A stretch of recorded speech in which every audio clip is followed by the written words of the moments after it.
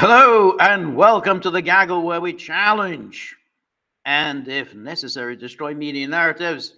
I'm George Samueli, and we are now doing our live stream on all platforms. So we're on Rumble, we're on Locals, we are on YouTube, and we are on Twitter. I mean, it's an absolute potpourri, magnificent performance. So welcome everybody who has joined me. It is now 9:05 p.m.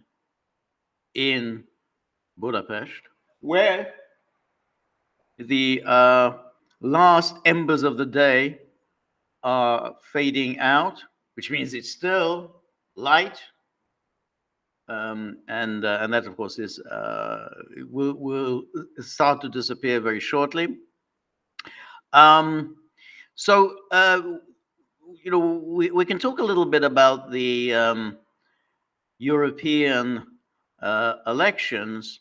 I mean, in Hungary, of course, the media are delightfully. Tracy Wilkinson, it's good to see you, Tracy. And Coop, bless up George, thank you. Always Ray J, always good to see people.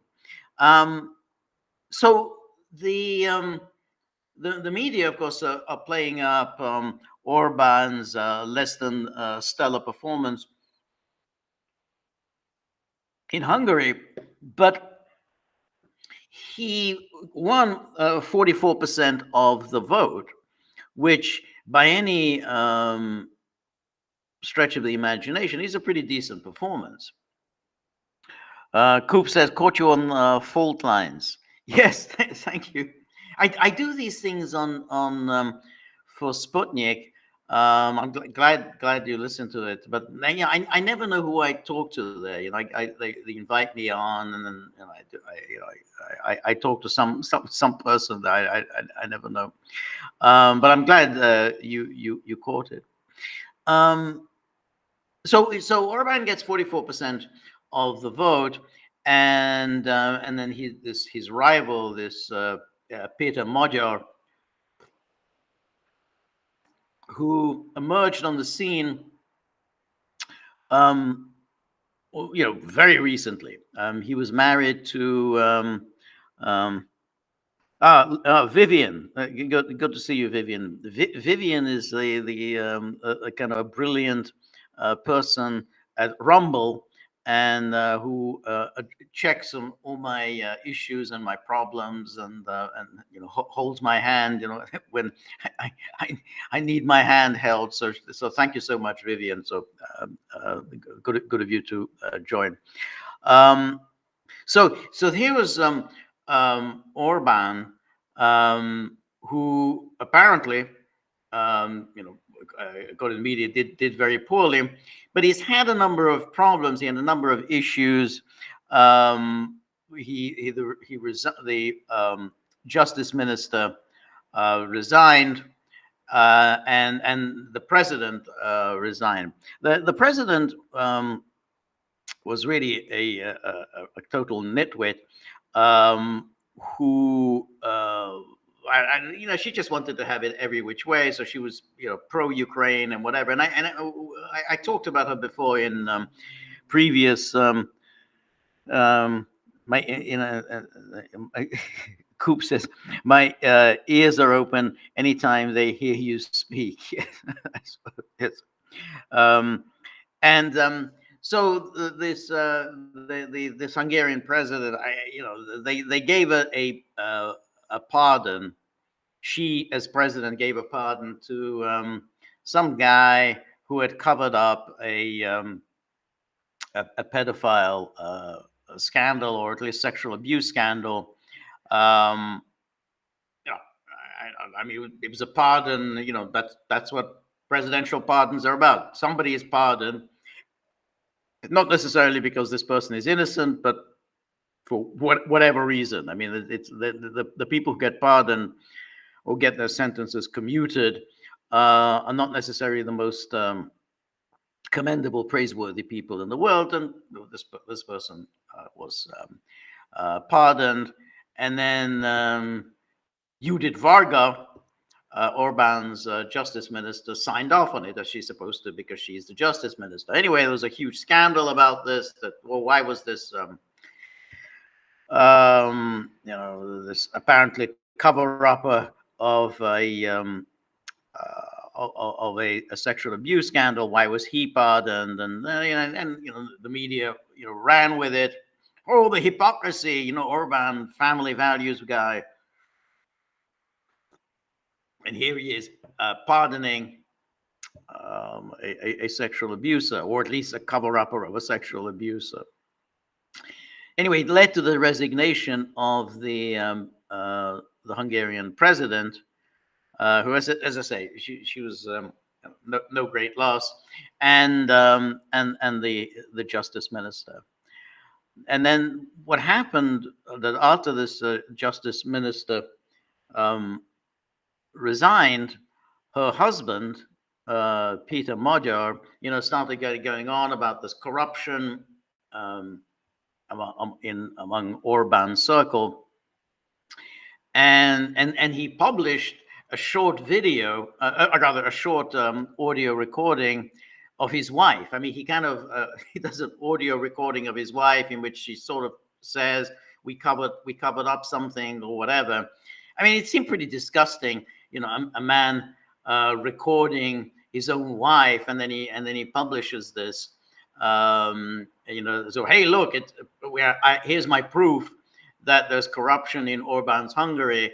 Orban is covering things up. I recorded my wife, who's justice minister, and she kind of more or less admits it. And I can't see that the audio recording is anything, and I don't know she exactly admits it. But anyway, that catapulted his career, and so Peter Magyar became the new great white hope to take on Orban, and surprisingly, he did pretty well. I mean, he got 30%. To me, it seems like the kind of the depravity of the Hungarian opposition. I mean, this guy, again, whatever you think of Orban, there's something kind of disgusting about some guy who secretly records his wife and then publishes the recording. This is proof of corruption and proof of nothing. I mean, just some audio recording in which she says something or other. We don't know how much it's been edited. We don't know exactly what she's saying, what the context is, whatever. And then she herself issued a lengthy statement condemning her now estranged husband, saying he had bullied her, he had abused her, he had more or less tortured her in order to extract this confession out of her. She didn't give it voluntarily. It was forced out of her by her abusive husband. It was all extremely sordid, needless to say. But the opposition just picked on him. Oh, this is our standard bearer. After we had the these other standard bearers in the past, like Karácsony, who's the mayor of Budapest, who may or may not prevail.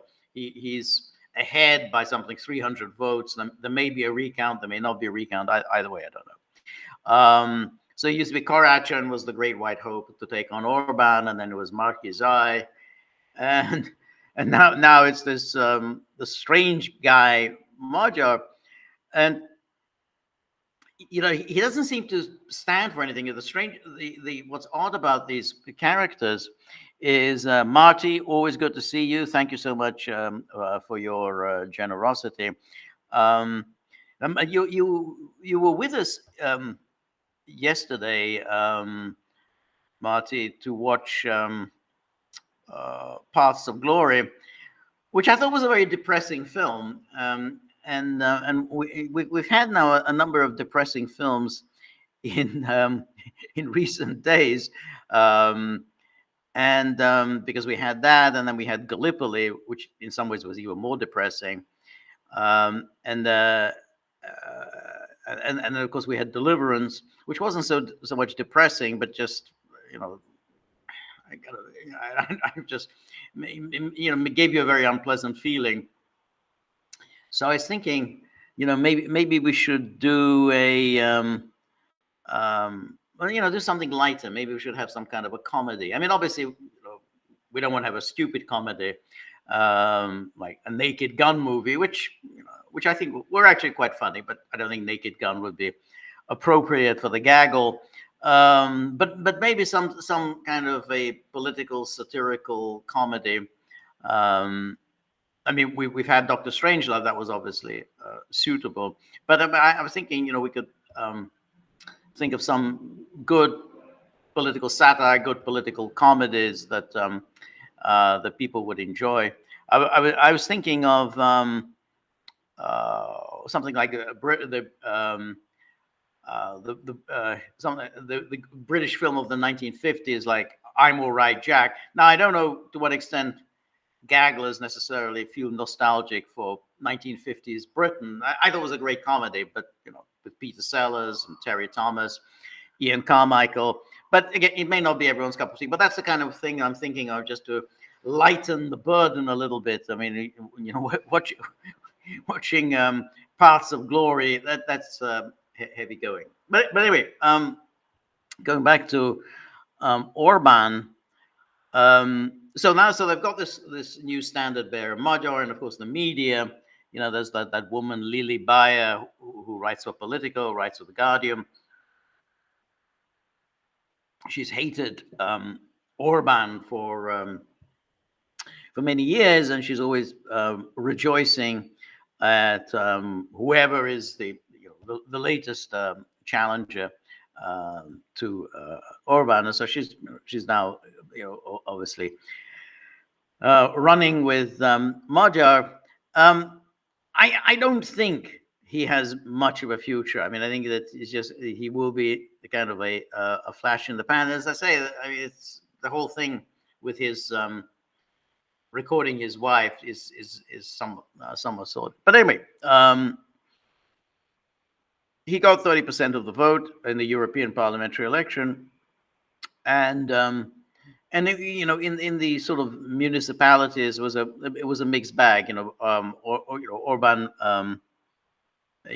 Fidesz did okay in some, not so well in others.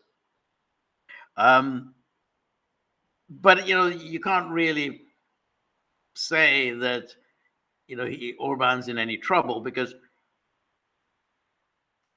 there aren't too many political leaders in Europe who are getting 44% of the vote. I mean, if you get 44%, you're doing pretty well. I mean, Rishi Sunak would be very happy to get 44% of the vote. So, he's not going to get it. But anyway. But the big news, I think, coming out of the European Parliament elections is that the French center right seems to have lifted the barrier on cooperation with the National Rally. So we, the Les Républicains, this is the party of de Gaulle and Chirac and all the rest. And in the past, they would never have cooperated with the National Rally, because it's entirely reprehensible and so on. Of course, Marine Le Pen's father, Jean-Marie Le Pen, who incidentally has been expelled from the party. I mean, it's the party that he founded, but now he has been expelled from the National Rally. That so they're saying that in the election on June the 30th, they're going to cooperate. So this is that's I think Eric Chiot, I think his name is. In other words, they basically they won't run against one another in constituencies. So where the national rally is ahead, then the Les Républicains would run against them. Where the Les Républicains is ahead, the national rally won't run against it. So it's the Coop says, smash that thumbs up, people. Yeah, thumbs up. Yeah, you get that thumbs up off the ground. That I think is quite an interesting development, because it was always been the a given of European politics that no one cooperates with the far right, and because Marine Le Pen's father was such an unacceptable figure, you know, when he used to say things like the Holocaust is a footnote of history, and you know, and all sorts of, you know, incendiary things, and so no one would cooperate with them. But now the center right says that they're going to cooperate with Marine Le Pen, and then you have to sort of wonder what's really behind all of this. Why is now Marine Le Pen suddenly acceptable? Now that doesn't go for Germany. No one is saying that the Alternative für Deutschland party is acceptable, but it's interesting that the AfD was kicked out of the identity and identity and democracy grouping, the IND grouping. Anyway,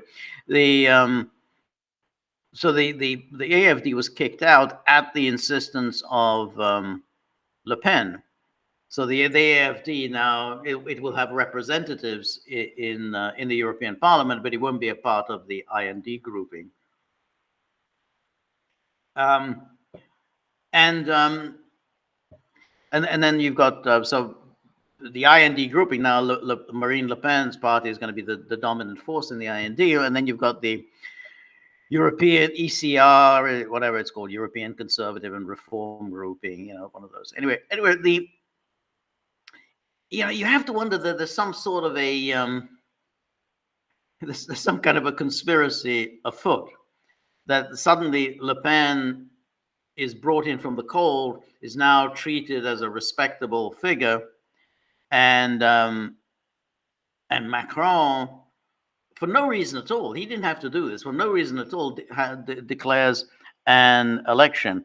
Anne-Marie, always very good to see you. Thank you, Anne-Marie. Thank you so much. So,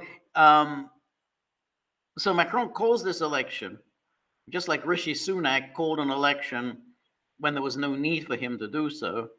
I mean, Rishi Sunak, who was obviously going down to defeat, a very heavy defeat.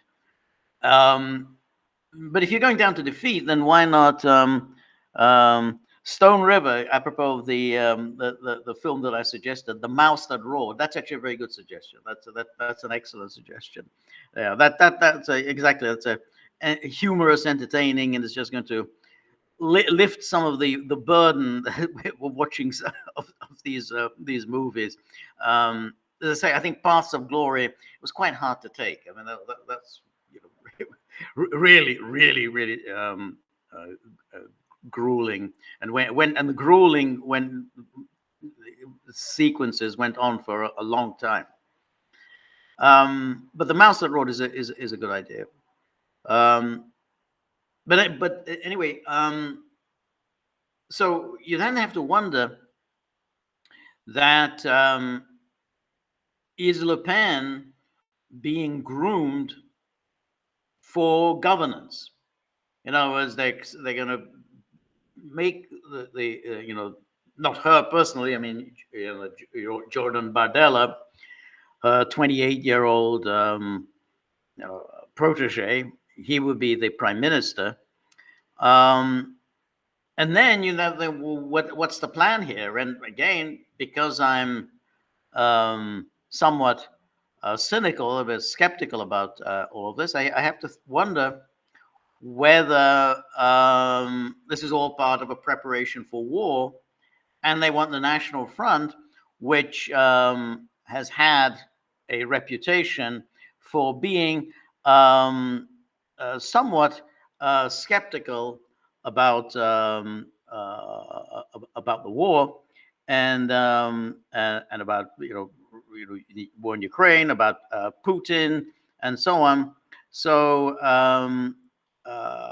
it's you kind of want to is this the plan that they want Macron, Le Pen to be running a government at war? I don't know, but I have to wonder whether like if the British again also planning for war. The British establishment has decided that Rishi Sunak is not acceptable as a war leader. No one sees him as a war leader. And indeed, he seemed to go out of his way to assure the public that he's not a war leader by his absurd performance during the D-Day commemorations when they decided to leave early. No, I'll have to go back to because I'm campaigning. But what campaigning? I mean, he's not doing any campaigning. He's obviously given up. He's obviously going to lose. He's making no real effort to campaign. So it was very strange for him to say, "Well, I have to cut my visit to Normandy short because I have to go back and campaign," when he's not campaigning. So you then have to wonder. He seems to be reassuring, or not reassuring, assuring the public that, hey, I'm no wartime leader. So forget about me. I'm just a hedge fund guy, a very rich Indian who went to Winchester and then Oxford and made a ton of money. But I'm no wartime leader, and unlike Keir Starmer. So you have to wonder, and by the same token, it's the Nigel Farage has also suddenly become a somewhat respectable figure. The media are giving him quite friendly coverage. I mean, this is somebody who usually gets trashed by the media. He's getting a friendly coverage, and he's always failed to get elected as MP. He obviously got elected as a member of the European Parliament, but he's never succeeded in getting elected to the House of Commons.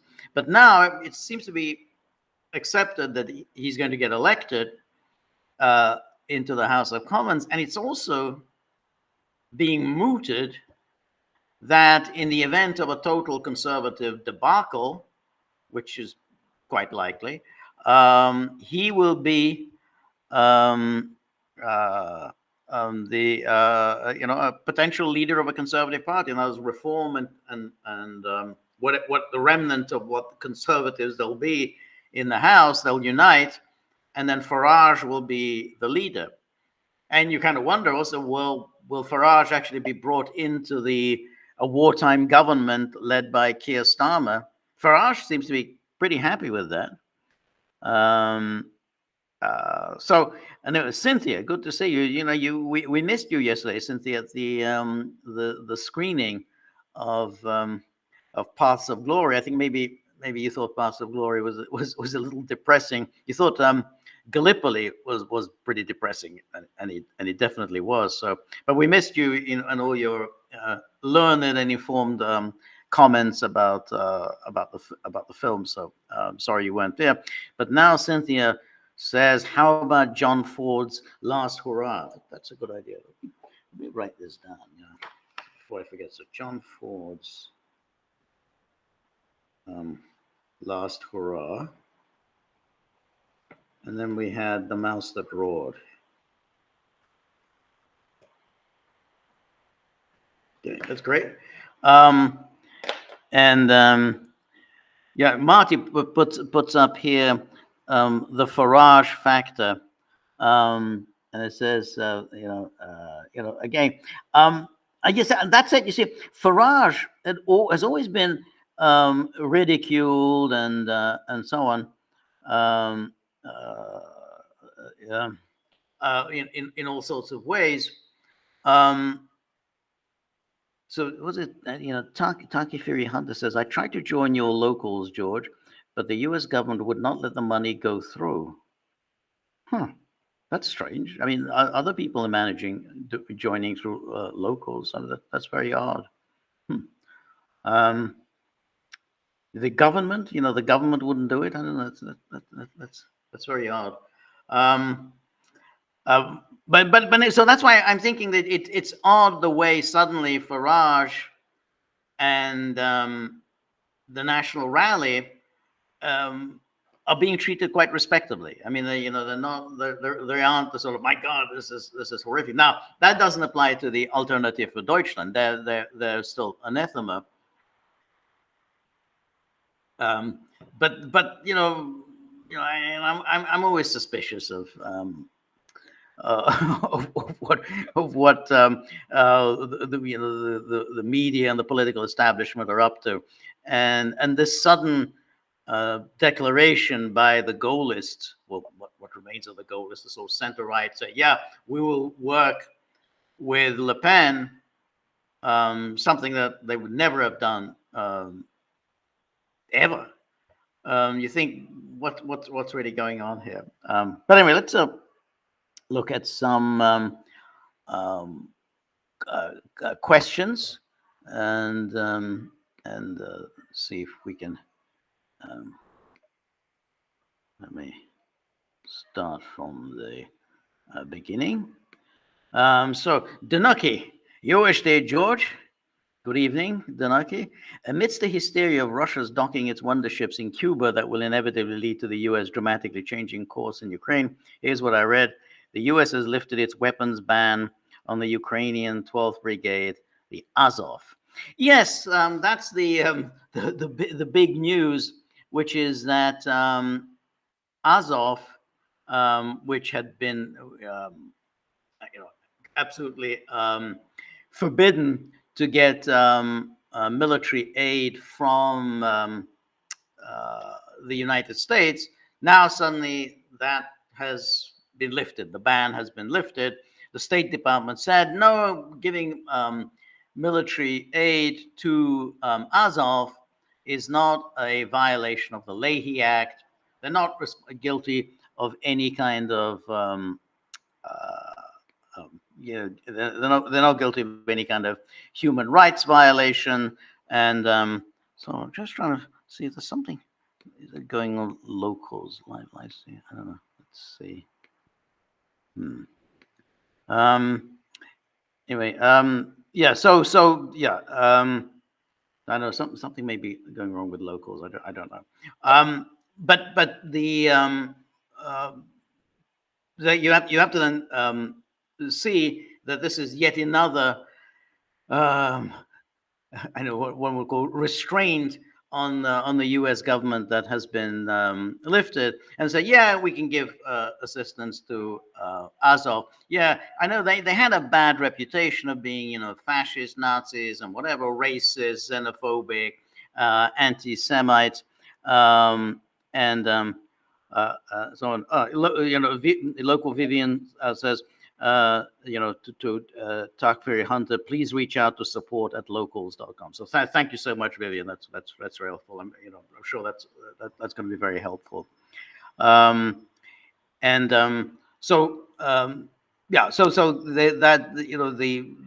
like all of things. And then Tracy Wilkins said, I always smell a rat when it's Western media and establishment pushing an agenda. Yeah, I agree. And when suddenly they make this, they suddenly make the switch, and then you think, what's really going on here?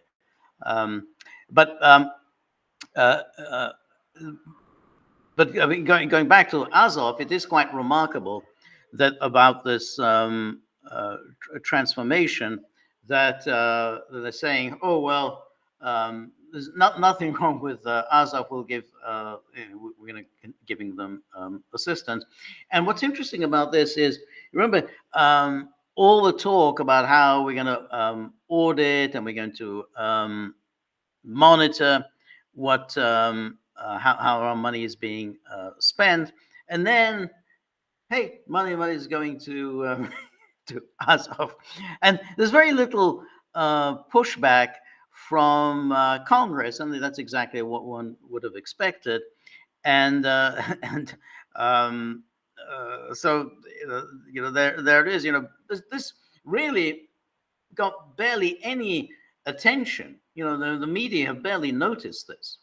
If it hadn't been for, say, Marjorie Taylor Greene actually pointing this out, nobody would have known that here they just, that this has been done, and they're now giving U.S. is funding Nazis. Now, there's nothing unusual about that. U.S. has always done that.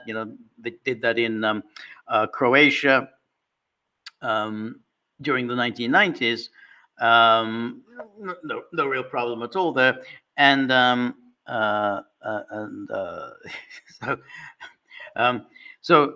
then Tack Fury Hunter says, George and Peter, did you make the Ukrainian secret SUB honor list along with Judge Knapp and the skipper Scott Ritter? I didn't, but Peter did. I don't know. They left me out, but Peter did make it. So he is, he managed to make the cut, but I didn't. So I don't know whether that's good or bad. I'm just below the radar, or I'm a man of such high integrity that they wouldn't put me on the blacklist. But but Peter did and I didn't. Anyway, let me then go back to Danake, who says, also Strelkov's appeal has been rejected. Ain't it great how they are treating hardcore patriots and nationalists in Putin's Russia? I bet he wouldn't have had an iota of these problems had he been a Chabadnik draft dodger. I agree with you. I mean, the imprisonment of Strelkov is quite disgraceful, because Strelkov has not done anything wrong except for criticizing the way this war is being conducted. That's all. I mean, he's not advocated violence. He's not advocated mutiny. He was no Wagner Group or anything like that. And so he's in prison, and there's absolutely no justification for it at all, because his critiques were, rather strong. I mean, they were solid critiques. I mean, when the questions he asked about what on earth was the Russian government thinking when it launched this operation, what was the plan?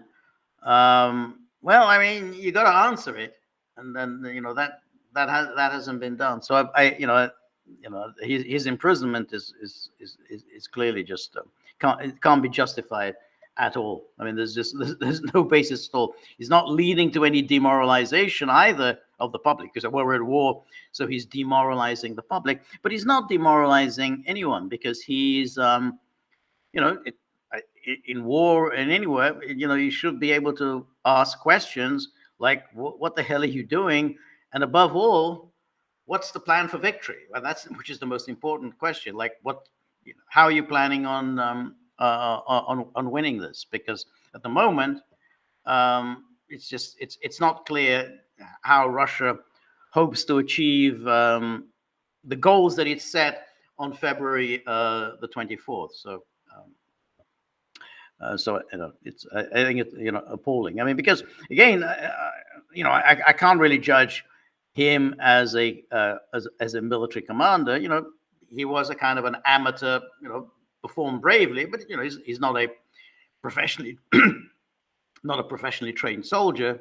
But on the other hand, the issues he raised are very good issues. So So that's, so I think, yeah, I agree with Enoki. I think it's not. I think it's appalling. Anyway, Cynthia says, "Sorry, I missed the film last night, George, but I've still got a something about it.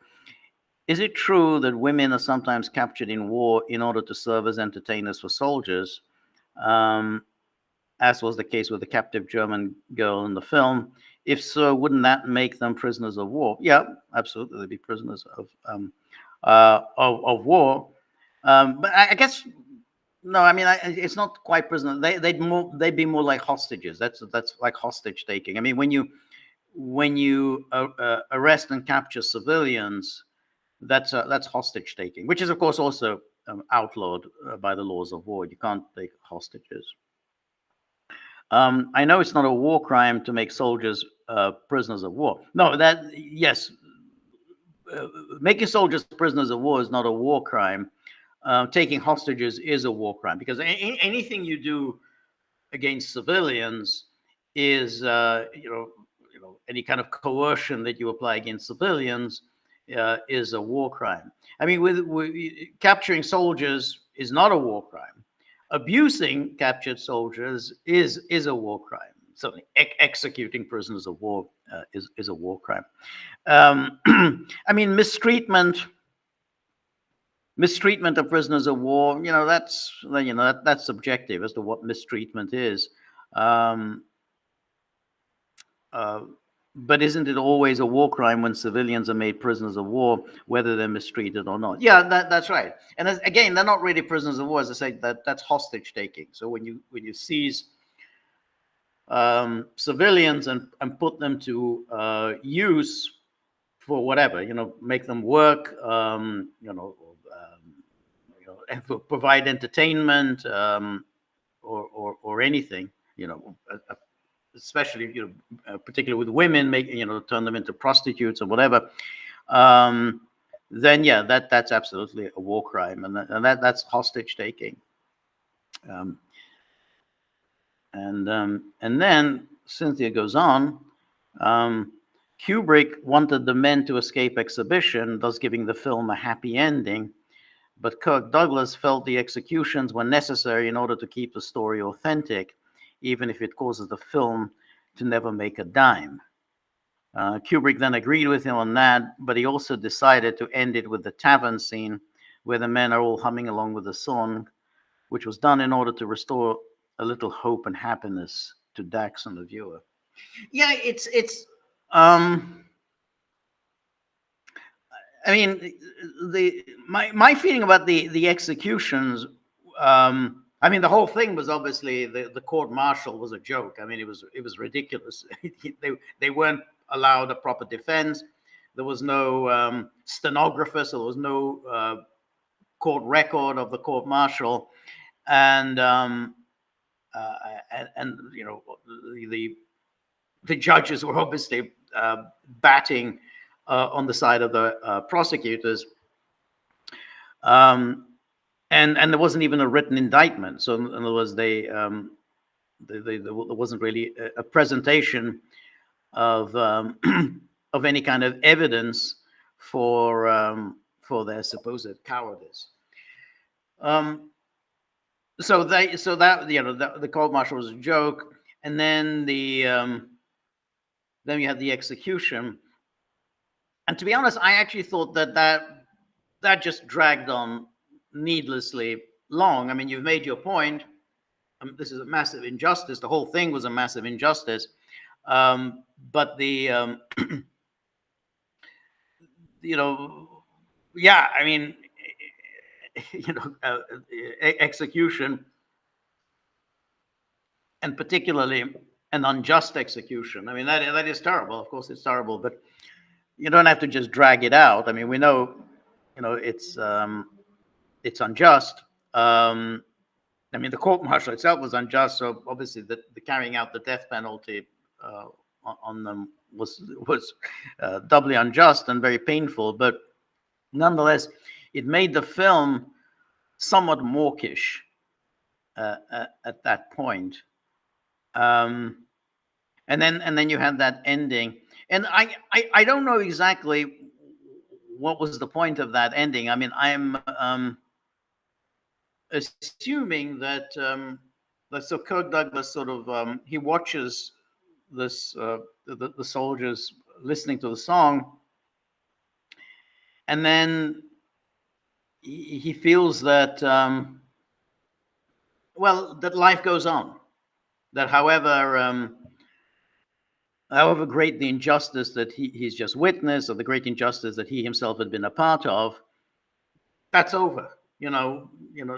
Tomorrow's another day, and we have to fight another battle. And he says, okay, there's no point in brooding about what's happened and tearing your hair out about what happened. What happened, now has happened, and then just life goes on. Now, that's how I interpreted that ending. But it's not. I don't know whether it was much hope or happiness, but it's just, well, it's kind of a feeling, well, life goes on. But anyway, thank you, Cynthia. So then Robert says, Gilbert Doctorow disagrees with Ritter on how Russia might counter NATO's direct strikes on Russia, where Ritter argues Russia will climb the escalatory ladder, first with conventional, then tactical, then strategic counterstrikes against the US. Doctorow argues Russia will escalate only by counterstrikes against US vassal states. If strikes on Kiev fail, then strikes on Polish weapons transfer points. If that fails, then strike European weapon producers. I haven't seen this by Doctorow, but I also tend to think that would be the Russian plan. I don't think the Russians have any plans to go after the Americans, even though it's the Americans who are Russia's main problem, and that it's the Americans who are really behind the strikes on Russian territory, using their satellite technology to target Russians. But I think that when Russia will eventually get tired of this, and particularly these constant strikes on Sevastopol, and it's now just all the time there's these attacks on Russian territory. That obviously the first strikes will be on bases in Ukraine, and then if Russia escalates, then I think they will escalate like to hit bases maybe in Poland, because if Ukraine is now openly saying that it's going to keep the F-16s on airfields outside of Ukraine. The calculation being that if these F-16s are located outside of Ukraine on NATO territory, Russia will be too afraid to attack NATO territory, and therefore it's safe to keep the F-16s in Poland, say, or in Romania. I think that's a mistake, and I think that would probably be the next step in Russia's escalation, which is that they would strike the bases outside of Ukraine. Now, that of course assumes that Russia will be ready to escalate, and I'm still not entirely convinced that that's what Russia really intends to do. That's what makes sense, since NATO has abandoned or has disdainfully ignored all of Russia's red lines, and now is doing something that was unthinkable, which is that NATO is involved in attacking Russian territory. So you would think, well, that's it. Russia will now have to respond, and then the most obvious response will be to hit bases in on NATO territory. But is Russia really ready to escalate? I mean, that's really the question, because if Russia really were ready to escalate, then it would hit Ukraine much harder than it has. I mean, it's really, it could have been hitting Ukraine's command and control centers and so on, really making the Ukrainians suffer. And they haven't done it. So I'm just not sure that, well, that they're, if they haven't really escalated the way they could in Ukraine, that they're ready now to take the war onto NATO territory. But in any case, I think they're not going to use nuclear weapons. I mean, I'm not saying that they will never do it, but if Russia does escalate, I think it will be a very slow, step-by-step process, and it will definitely be with conventional weapons. They're not going to escalate using nuclear weapons. I mean,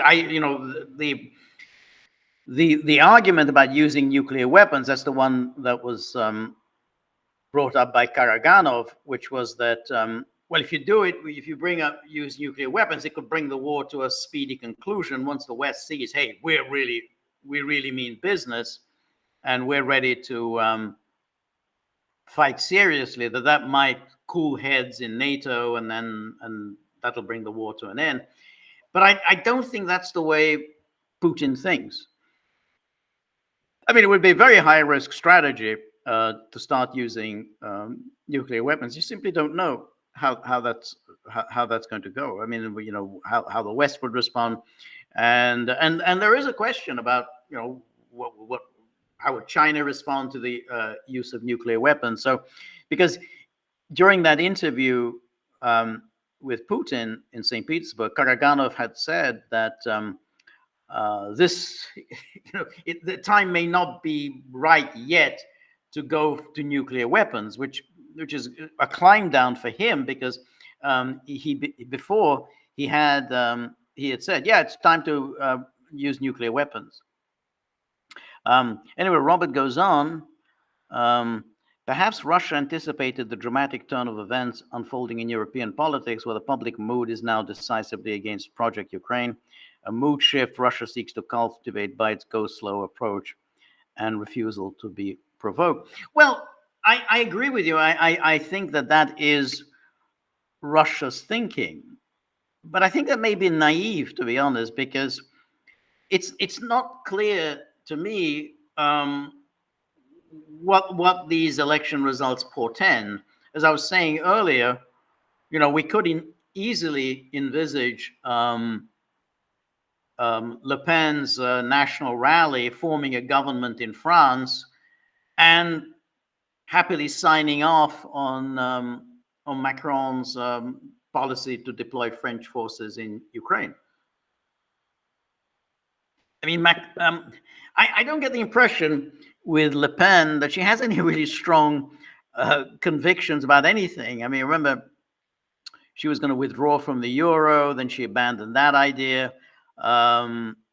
She was supportive of Russia, then she kind of abandoned that. She's now said that she's going to withdraw from NATO's integrated military command. I don't believe for one moment she's going to do that. So I kind of think that she may well turn out to be a Giorgia Meloni. And Giorgia Meloni is the case in point, because she won an election. God, was it last year, 23 or 22? These years kind of melt together. So yeah, no, I think it was 22. Yeah, Meloni won. So in the fall of 22, and there was a lot of anticipation that now the NATO anti-Russian front would collapse. But that wasn't the case. Meloni was absolutely stalwartly supportive of NATO and the war in Ukraine. Now, that wasn't true about her erstwhile colleagues. There's like Berlusconi and Salvini, but Salvini's faded away. I mean, he's now really a spent force. He was once the biggest force in Italy, but he's now, faded out into irrelevance. Berlusconi obviously is dead. So if Russia is calculating that there's a big political shift in Europe, it may well be very naive, because I can see the Le Pen joining forces with Maloney and essentially establishing a united NATO front against Russia. I really don't expect big changes from Le Pen. She just doesn't give me the impression of somebody who's bold and visionary or anything like that. I think she wants power. I think she's been trying to get that job for a long time. I think she senses that it's within her grasp, and I think she's seen how Maloney made herself acceptable. Remember, Maloney was the second coming of Mussolini. She was the Il Duce, and now she's a very respectable person. The media very positive about her, and now she's going to be the host later this week of the G7. There's a fawning profile of her in the New York Times today. Strange new respect for Giorgia Meloni. So when the New York Times says, well, we have a strange new respect for somebody, that person is now firmly within the liberal mainstream firmament. And so that's why, I think that may well be the path for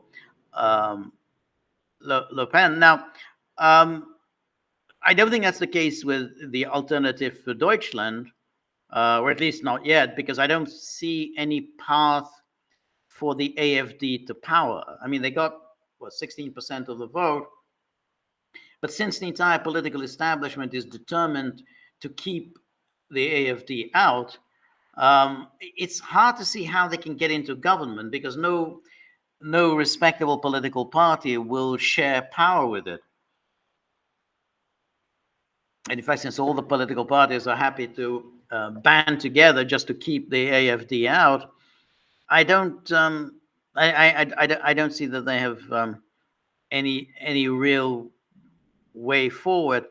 So I think you're right. I think Russia has been seeking a political shift, a political realignment in Europe that would break the anti-Russian front in Europe, but it hasn't succeeded. Orban is Orban. Okay, that's Viktor Orban.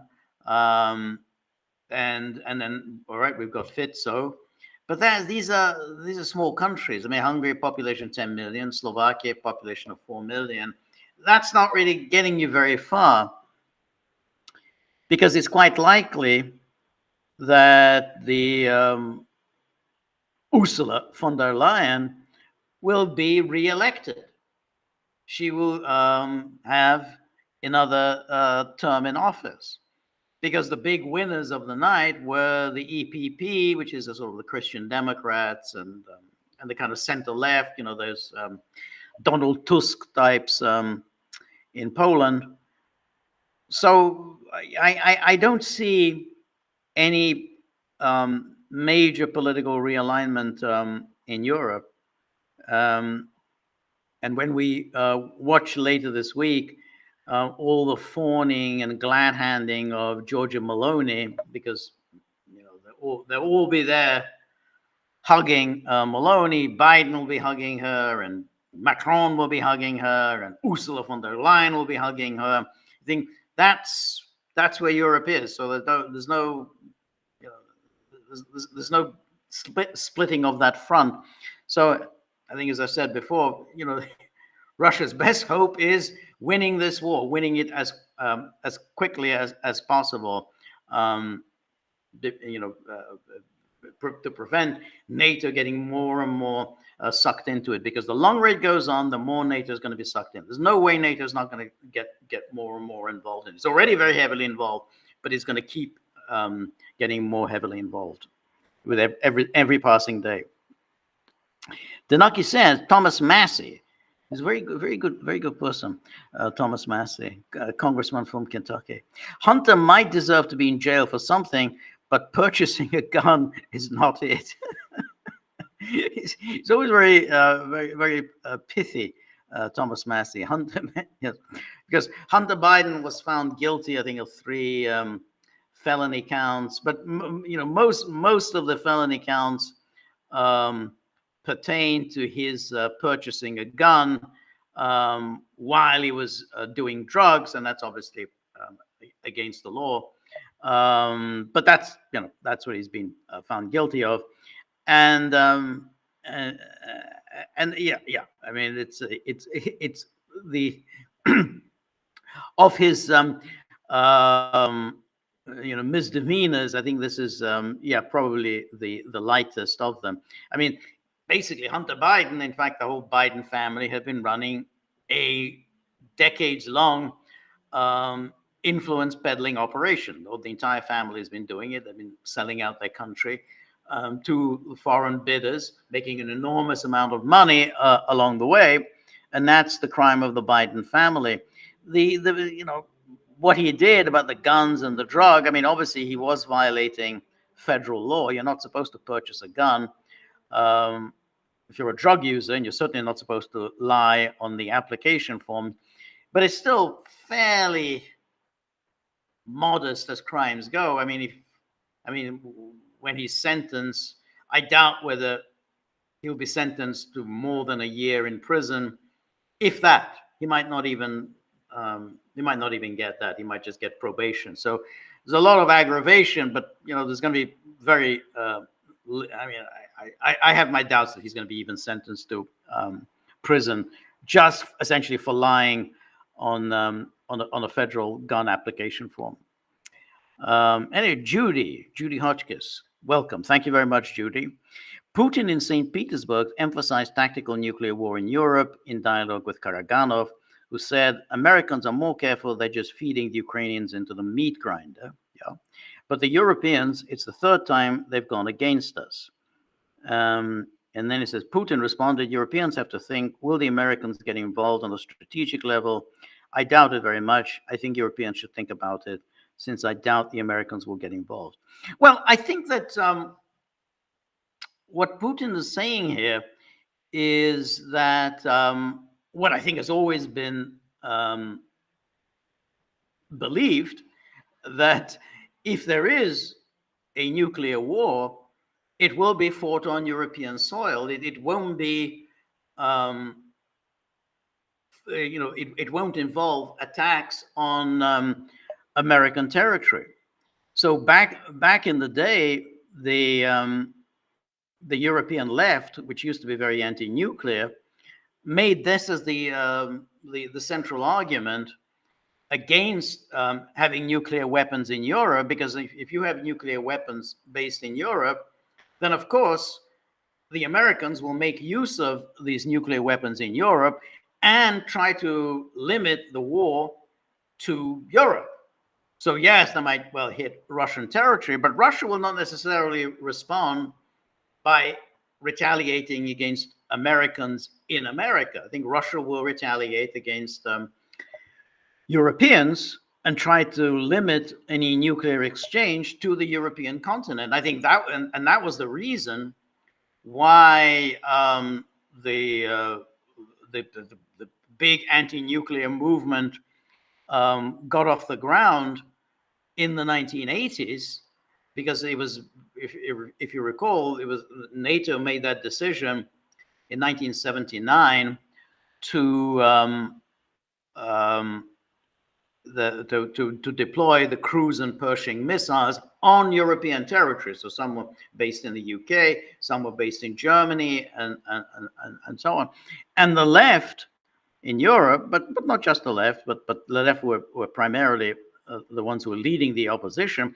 They, continued to make this point that if we are going to have a nuclear war, then having nuclear weapons in Europe guarantees that there will be a nuclear war. I mean, it's not going to stop it, because they're there. They're very close to a Russian territory. Russia will have a very narrow window response, because these missiles, you've only got a few minutes to make a decision whether is this a nuclear attack, is it not a nuclear attack, and therefore it will encourage. I said Russia, but I meant the Soviet Union. At the time was still the Soviet Union, and so therefore the Soviet Union, because it has such a very limited reaction time, will be very strongly tempted to take out nuclear weapons in Europe. And that was the basis of the opposition, that that this doesn't add anything to stability and security in Europe. It more or less guarantees that there will be a nuclear war, because the weapons are here. The Soviet Union has a very limited reaction time, and they're going to hit these weapons here.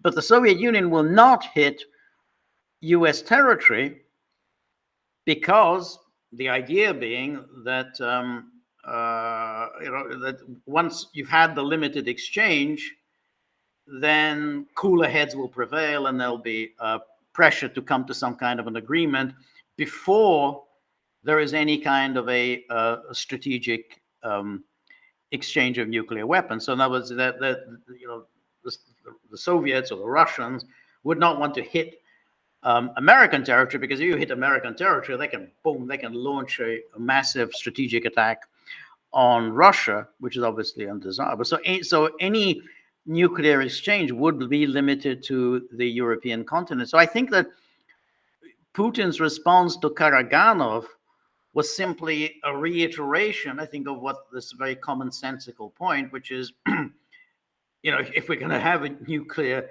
exchange, don't think that it's going to involve Russia and the United States lobbing missiles over the heads of the Europeans. It will be on the European continent. And then he said, Europe really doesn't have any means of stopping nuclear missiles.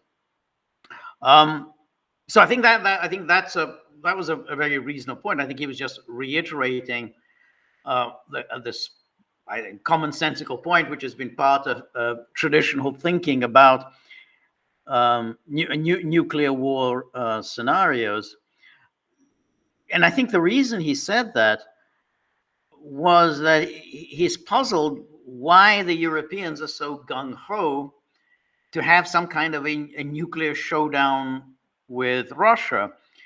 Because again, he may well be thinking, like we're thinking, like I'm thinking, to the arguments of the 1980s, which is that the United States is not going to sacrifice its own cities for the cities of Europe. I mean, it's just commonsensical. They're not going to do it. They're not going to sacrifice Boston, New York, and Chicago for Dusseldorf and Warsaw.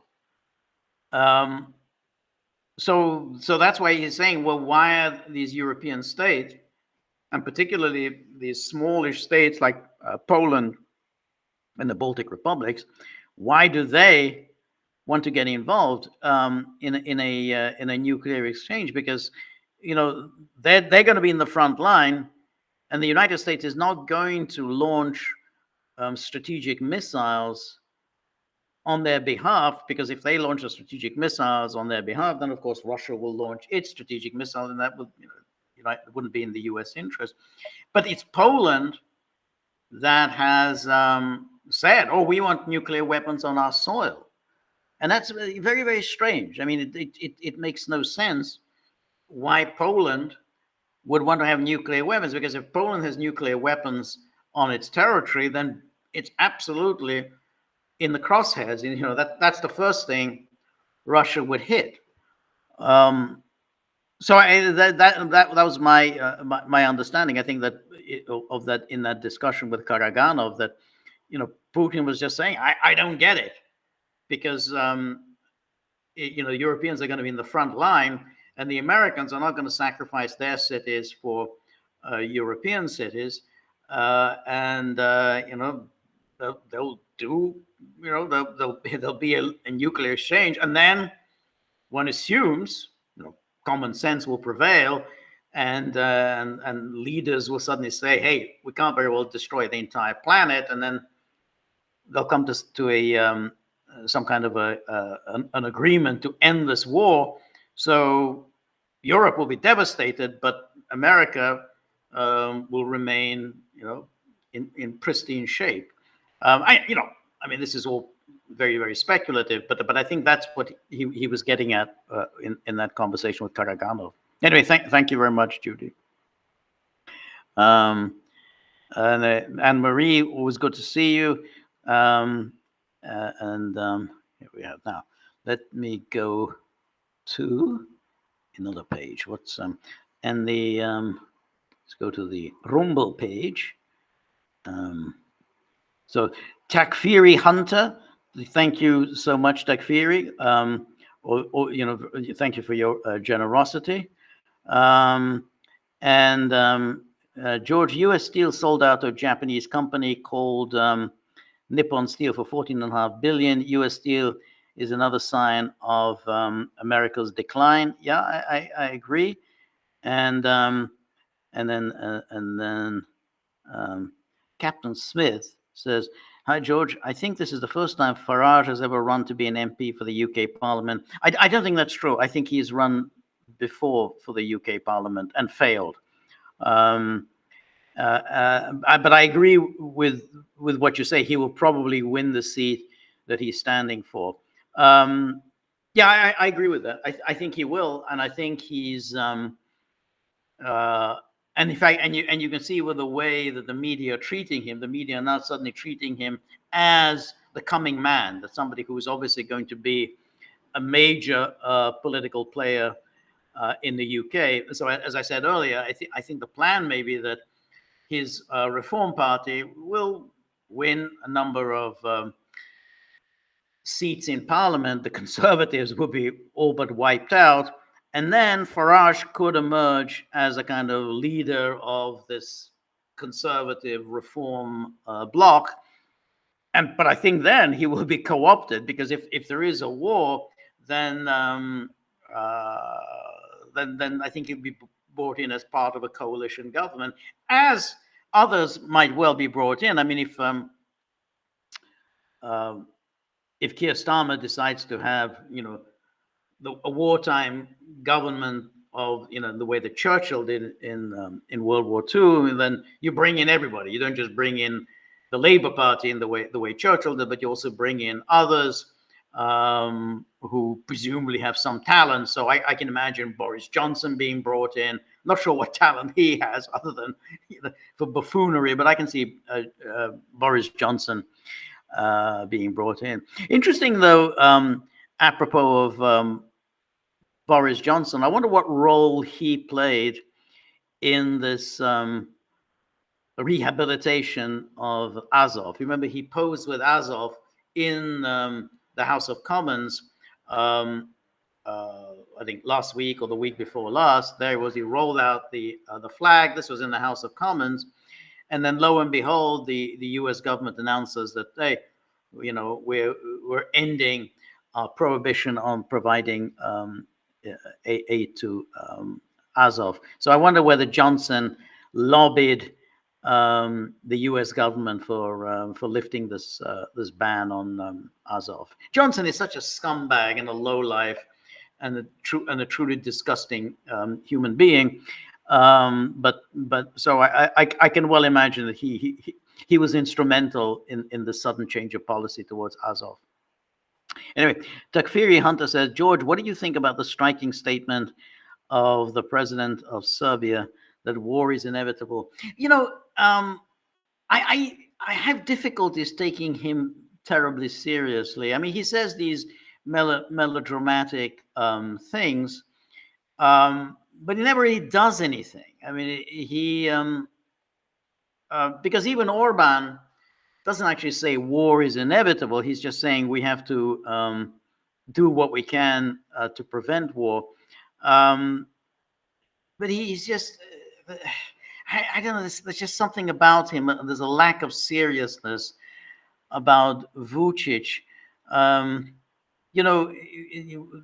That debate at the UN General Assembly about the Srebrenica resolution. You know, he went there. There was no reason for him to show up in any case because the vote was going to go against Serbia. You know, it was obvious Serbia was going to lose.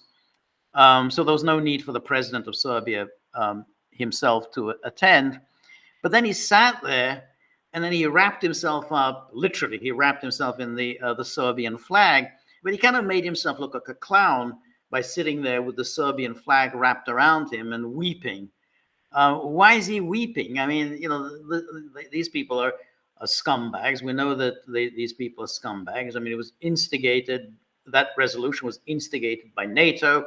NATO was behind this. They know exactly what they're doing. They're trying to foster divisions in the Balkans, you know, with a view maybe to starting up another war, getting them all to hate one another. This has always been the NATO plan. That was the reason why they wanted the resolution to have this about this event 30 years later, to present the Serbs as uniquely evil and the Serbs' adversaries as uniquely benevolent. You know, they're just the innocent victims of the Serbs. So it was a very malevolent, malignant resolution, and he shouldn't have had anything to do with that. But to go and to start weeping, you know, it's just buffoonish. So when he says war is inevitable, I just don't take any of that very seriously, any more than I take, incidentally, Milorad Dodik saying that he's going to hold a referendum on secession. I'm going to hold. That's it. I'm going to do it. I'm going to hold a referendum on the secession of Republika Srpska. Well, he's not going to hold a referendum on the Republika Srpska for an obvious reason. If you tried that on, NATO will almost certainly attack the Republika Srpska, and maybe Serbia as well into the bargain. I mean, NATO did this in the 90s. It got away with it. There's nothing to stop NATO from doing it again. And when he's asked, okay, great, when are you going to have this referendum? Well, I don't know. I gotta check my calendar and figure all this out. It's not going to happen. But Dodik is someone who this is his practice. Leading people up the hill and then leading them down again. So I just don't take too many of these statements seriously. And then, anyway, Takfiri says, the Serbian president said something bad is going to happen in the next few months. Does he know something we don't know? He's close to Russia. I don't think he's particularly close to Russia. And I'm not sure that he has anything to say. But he said things like this before. Well, something really terrible is going to happen. Something really horrific is about to take place. Now, I mean, there's no question a lot of bad things are indeed going on, but I don't think he has any particular insights. He what he's been doing all this time is he's trying to keep a foot in all camps. He can't turn his back on Russia. I mean, that's the Serbian people would just not tolerate it. On the other hand, he is committed to trying to enter the European Union. It's an obvious absurdity because the only condition for Serbia to enter the European Union, and it's not going to happen, but it's been made clear to Serbia that in order to be considered for EU membership, you have to do two things. You have to recognize Kosovo independence, one, and you have to turn your back on Russia. You have to abandon your alliance with Russia. Those are that's it. That's the only condition. Now, Vučić knows this, and yet Vučić continues to say, well, our future is in the EU. How can your future be in the EU if you're saying that you will never let Kosovo go? Well, if you say that you're never going to let Kosovo go, then you don't have a future in the EU. I mean, Vučić was brought in to power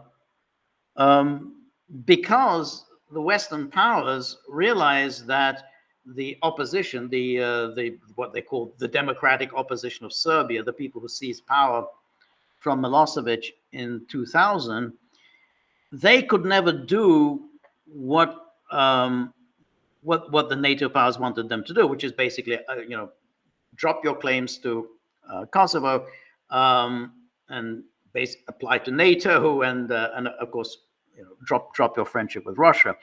That's what NATO wanted them to do. That's why they brought them into power against Milosevic. The problem was, of course, that they were hated within the country, and therefore they couldn't possibly carry out that NATO mandate.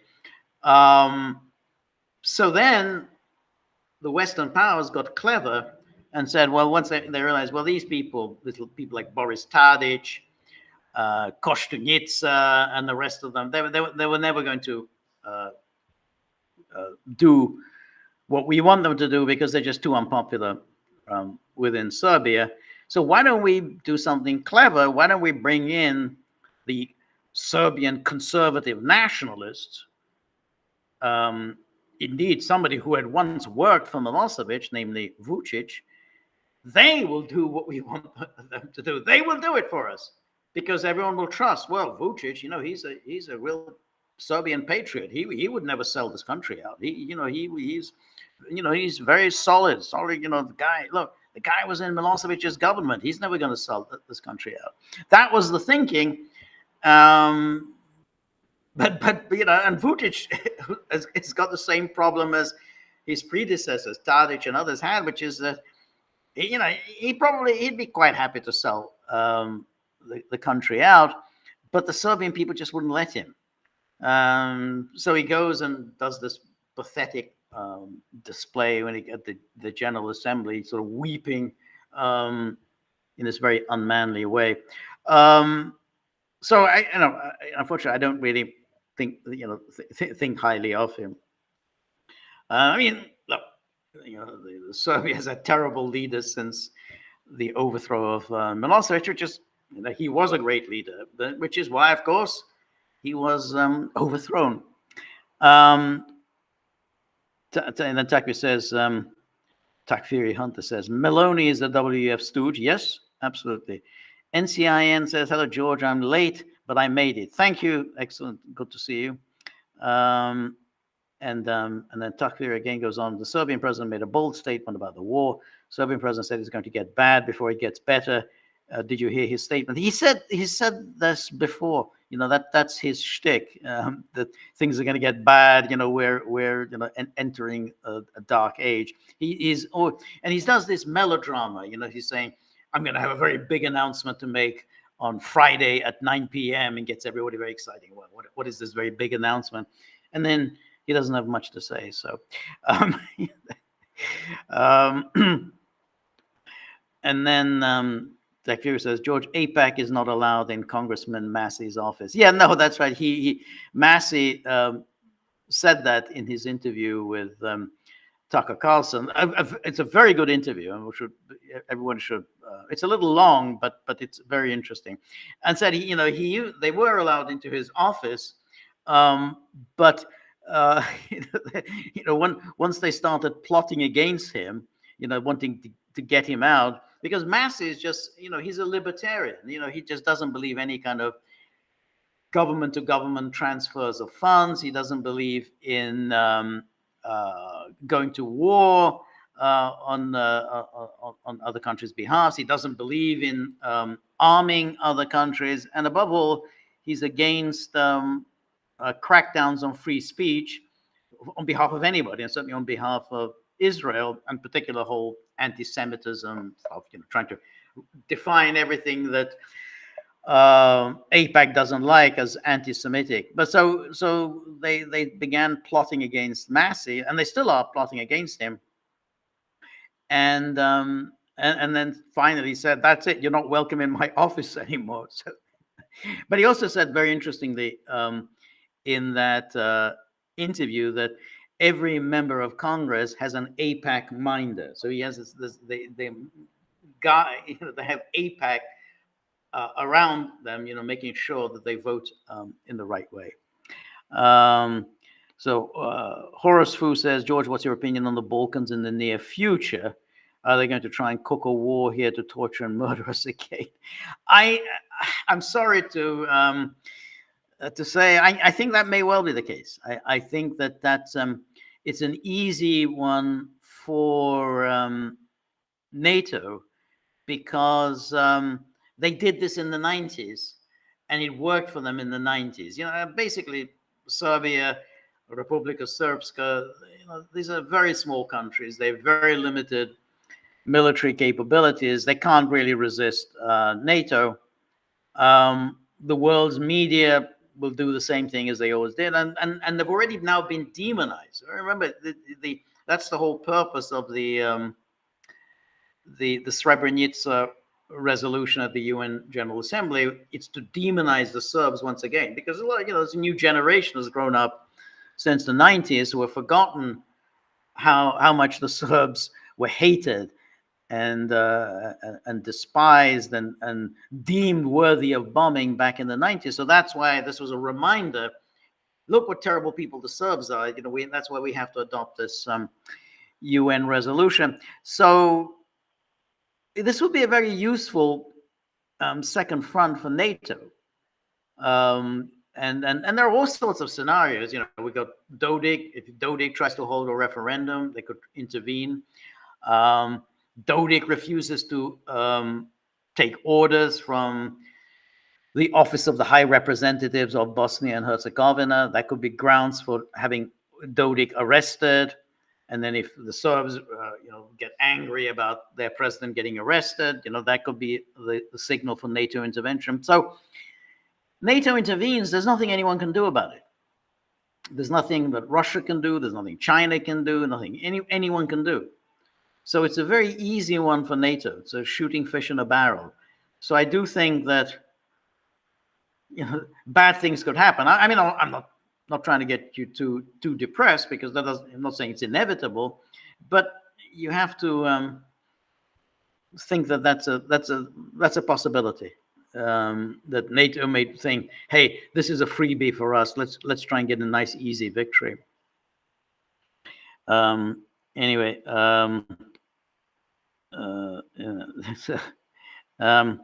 now. Then Coop123 says, George, can you do an interview with Dr. DC Amon Hillman? Who's Dr. Amon Hillman? Let me write this down. Dr. Amon Hillman. I mean, I'm happy always on the lookout for new interesting people to interview. So I'll look it up and see who he is.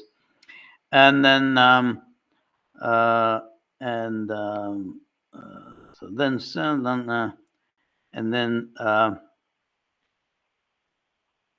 Captain Smith says, as George is right about Farage, ran and lost 7 times. Actually, I didn't realize it was 7 times. So I knew that, including while he was an MEP.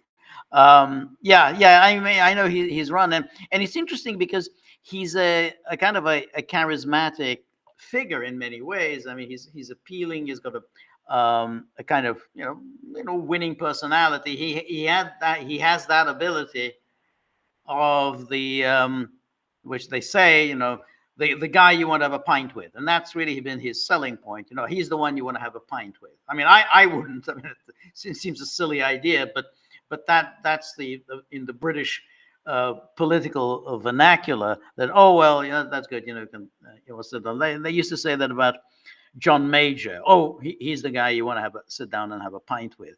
But Farage certainly had that ability. He seemed appealing personality, but it is not translated into election victories, and it's quite remarkable, because when you think of all the dullards who do get elected over and over and over again in British politics, why a kind of a colorful, entertaining figure like Farage cannot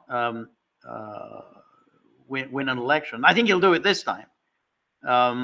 And who knows? I mean, if there is going to be a merger between reform and the kind of the conservatives, he may well be the kind of future leader of the opposition. Anyway, let's go back to let's go back to some of these points here. We as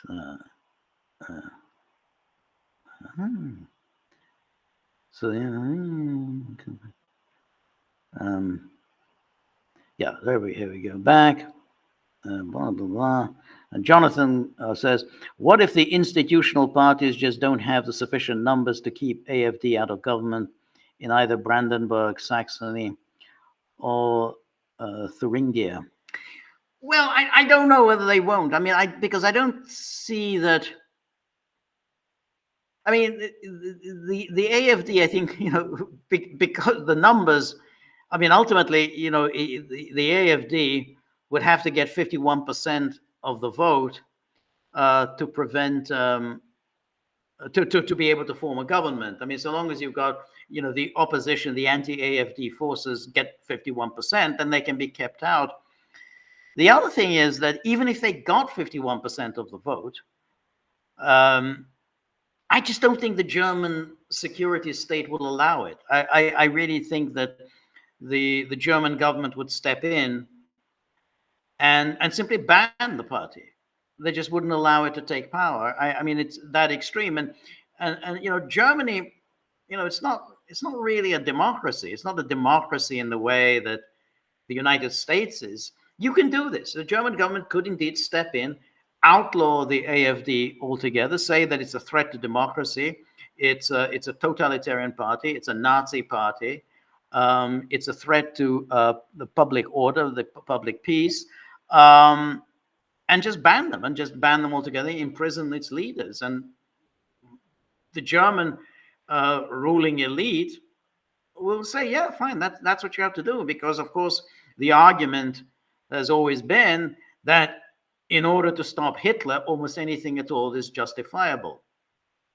So since the AFD is Hitler, anything is justifiable to stop Hitler. And I think that even if we got to the situation that the AFD would reach 51%, then I think the German government just steps in and just imprisons its leaders and say, rule. I don't know how but what constitutional mechanism they would rule by, but I think they would probably find a way to prevent the AFD from coming to power. So I just don't.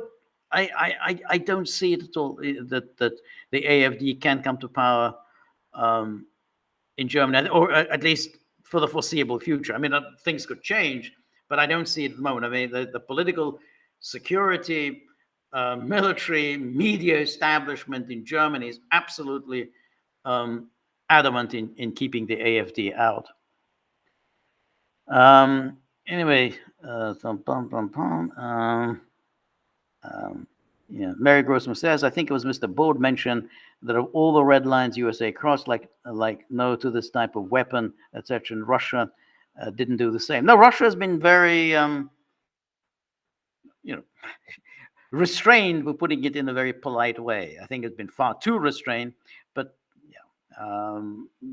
And I think that in doing so, it's emboldened Russia's enemies. And I think that by doing that, it's extended the war, it's led to more casualties, and I think made the world much more dangerous by emboldening NATO and thinking that they can continue along this path, and convincing NATO that Russia is more afraid of NATO than NATO is afraid of Russia. More lives have been lost, and the war has now been extended further. And to return to the earlier issue that was raised about, well, maybe the Russians are thinking about these political changes in Europe. They probably are thinking along this line, and they probably are thinking, well, maybe Trump will change things. That's what Orban is saying. Orban keeps saying, oh, Trump is going to change things. Policy will change with Trump. I'm not sure. I'm not sure about that. He doesn't talk about Ukraine anymore. He used to during the primary season. He was talking about how he would end the war in Ukraine within 24 hours. He doesn't say that anymore. So so anyway, so blah blah no no so Richard Phillips says the neocons call escalation deterrence. Yeah, that's it. That's the formula. However much you escalate, apparently, the more we escalate, that's the Stoltenberg doctrine. The more we escalate, the faster we get to the peace process. The faster we get to the negotiating table. It's a sort of loony idea, but Stoltenberg always says this. Well, the paradox is that the more arms we send to Ukraine, the faster we will get to peace negotiations. And the media sit there, these press conference. Oh, that's really wise. That's really deep. That's really wise, because it's clearly shown that that's manifestly not what happens. But that's fast to the peace negotiations. Anyway, Nick Hall says Farage is establishment. Yeah, I think so. And now he's very much that. And I think he's clearly he's been groomed for something. I mean that the fact that the way the media have suddenly dropped their hostility towards him, you sense he's being groomed for something. Just like it's like Georgia Meloni. That's why I just think Meloni, Farage, Le Pen, they're all something interesting. They're all very pro-Israeli. So it's they're all gung-ho for Israel, which is true generally about the right. This right that, and people, oh my God, the right, the far right, the populist right, and whatever. But today's far right is very, very pro-Israeli.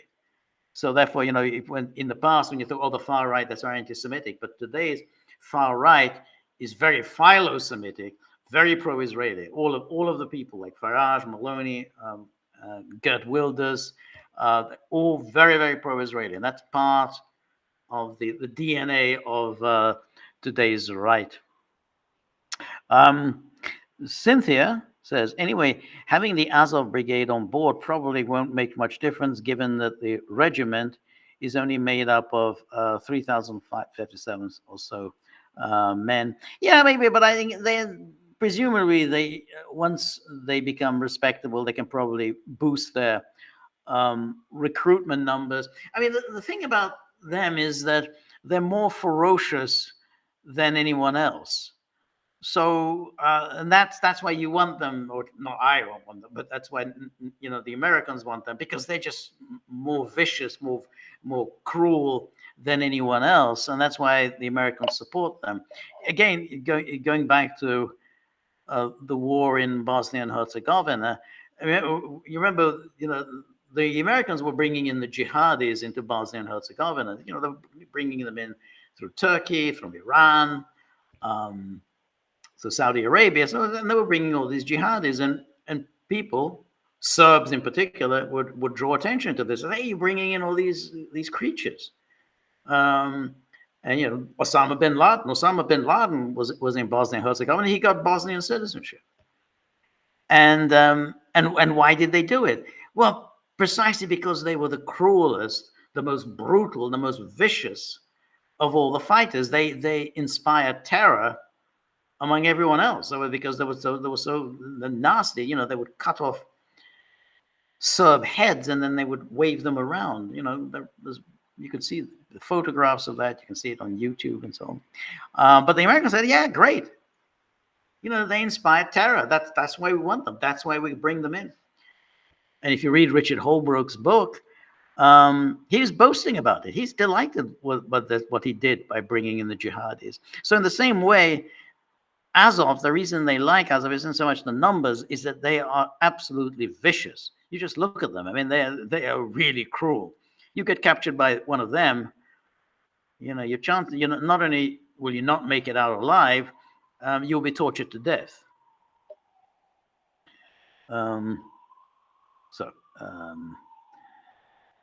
Anyway, Richard Phillips says Farage isn't dissident just right of center, true conservative. Yeah, I think so. It's very funny. I mean, Farage, how he tackled the immigration issue, because of course immigration is a huge issue in Britain and has been for many years. Ever since the 1960s, ever since when Enoch Powell first made his Rivers of Blood speech in April 1968. But of course, immigration was about colored immigration. I mean, basically, the British didn't really want, blacks coming in from the Caribbean, and they didn't want Indians and Pakistanis and subsequently Bangladeshis coming in en masse. Now, if you raise that issue, then of course you get accused of being a racist. And Powell didn't care. Powell's very smart, and he didn't care people called him a racist. But Farage, he's aware of this. He's aware that if you bring up immigration, then people are going to call you a racist. So he thought he could get around it by talking about Bulgarians, Romanians, Poles coming into the country. But of course, it's very dishonest, because the British really don't care about Bulgarians, Romanians, and Poles coming into the country. I mean, they speak a funny language and whatever, but ultimately they kind of think of them as very similar to themselves, other than they don't really speak English very well, or they speak English with a heavy accent, but they don't have a problem with East Europeans. It's the immigrants from the Indian subcontinent, of course, from the West Indies. That was an issue. But Farage got it, and it's kind of dishonest by bringing up somehow, the real problem in immigration is all these East Europeans, because nobody really cares. People are perfectly happy with East Europeans coming in. They're just not, thrilled about people from the Indian subcontinent. Anyway. Nick Hall says, Server's a good guy. Vucic knows what he's talking about. NATO aggression must be stopped. No, I don't disagree at all. Guni 1972, war is the best advertisement for weapon manufacturer. Yep. Why would they stop now? The bloody season is just getting started. Yeah, absolutely right. Why would they stop? And that's why I've been saying all along here on one live stream after another, that all these expectations that are coming from all these sites, all the sites, the Moon of Alabama, Ritter, and all the rest of them, say, at any moment now, the Americans are going to push Zelensky aside. The grown-ups are going to take over, and they're going to bring this war to an end. That's it. They'll say, this war is lost. We're going to bring it to an end. Why would they do that? Everyone's doing very well. Not the Russians, not the Ukrainians, but the Americans are doing very well. Why would they want to stop this? There's money to be had. So yeah. Anyway, Kelly Everts. Kelly Everts. That's a very interesting name. I'm curious as to why you selected that name. Anyway, blah blah. So Kelly Everts says, though, LOL, this guy drinks and the other drags on vapors. Anyway, Africa is at the forefront of making any way with the Palestine issue. Okay. Anyway, Richard Phillips says Serbia is slave and never turn their back on Russia. Yeah, I don't think Serbs will do. I mean, they've been trying to push them to turn their back on Russia, but it hasn't worked. They've been doing it now 25 years since the overthrow of Milosevic, and they still haven't done it. And then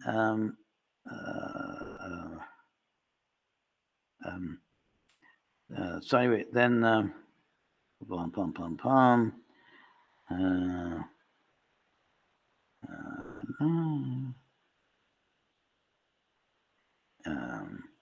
Nick Hall says he's not a man like you, George. And by Vucic, well, it's a very interesting point you make, because Vucic is about, I don't know, 6'10" tall. He's a huge guy, huge. There's a, like, Serbs are often, they're very good athletes and they're often very big. And Vucic has that size. The problem is that there's no correlation between physical size and moral courage.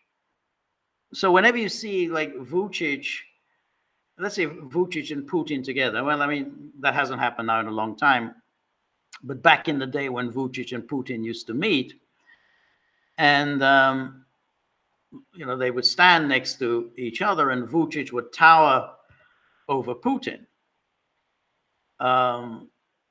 But when you looked at the picture, you saw no, Putin is towering over Vucic. You didn't for one moment think, wow, isn't Vucic so much bigger than Putin? You don't think it because he's such a slight figure, in any kind of moral sense that you just think, well, he's just not big. He has, his physical size has no bearing on his moral stature. Anyway.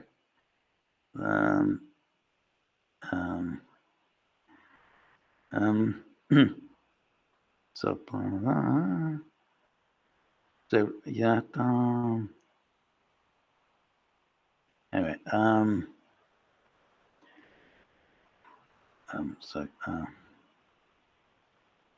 So I'm just going through. There was a lot of comments, so it's hard to see all the things. And I guess Summer Petros says, regarding your post on the Hungarian folk dancing in Subcarpathian Ukraine, I've come to realize that the type of people who dismembered Hungary in 1920 were the same as those who did the same in Yugoslavia at the end of the 20th century.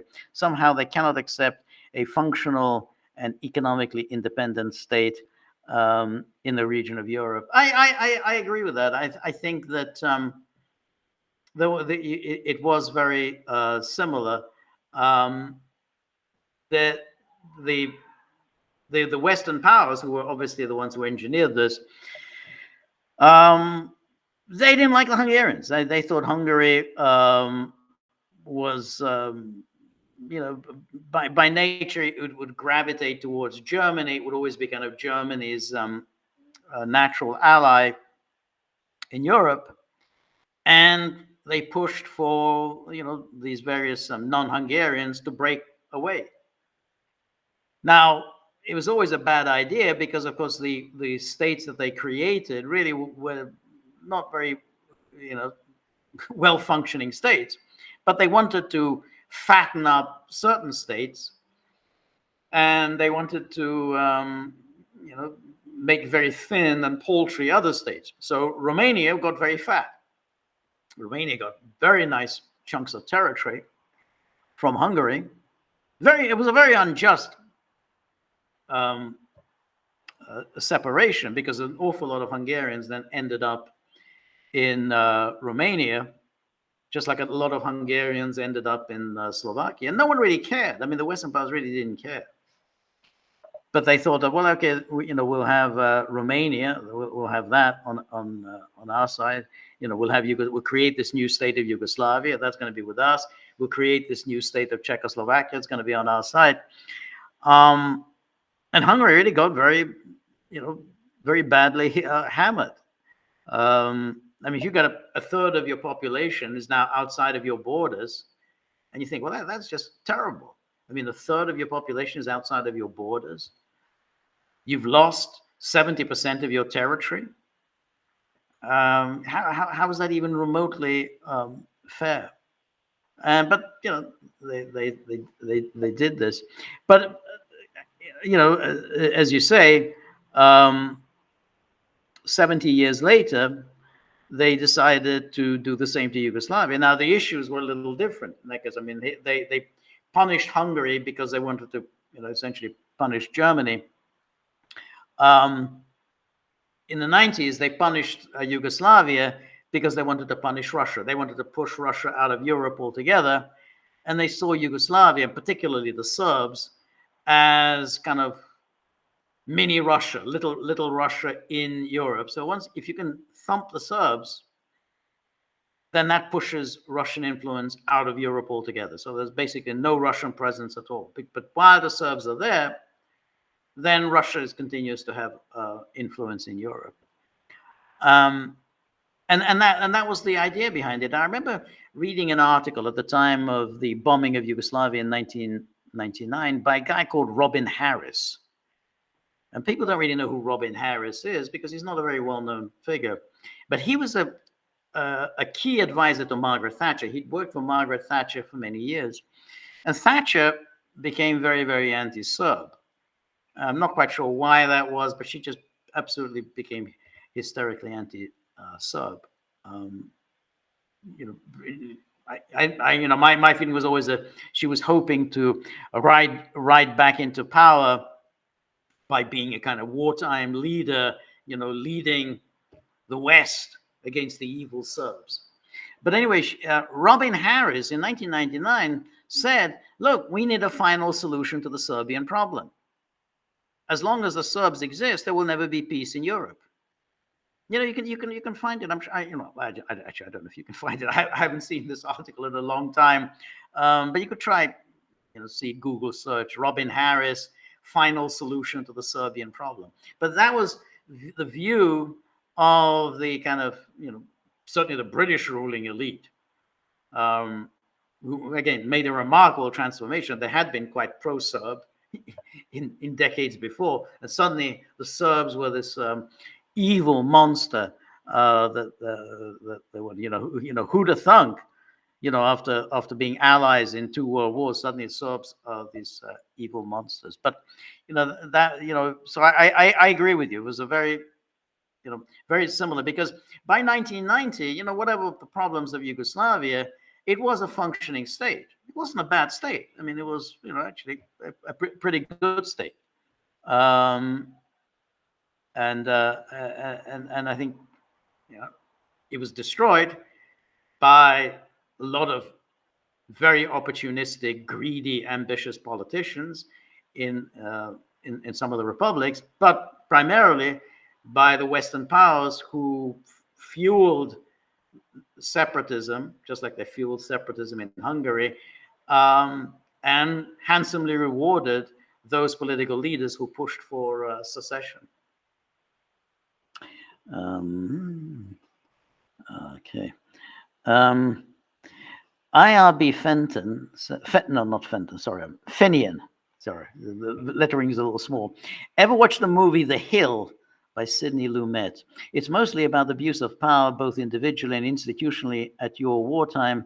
Excellent performances from Connery, Andrews, Davis. Yeah, I have seen The Hill, and when I was talking earlier about we should watch a comedy, something quite a little bit to cheer us up.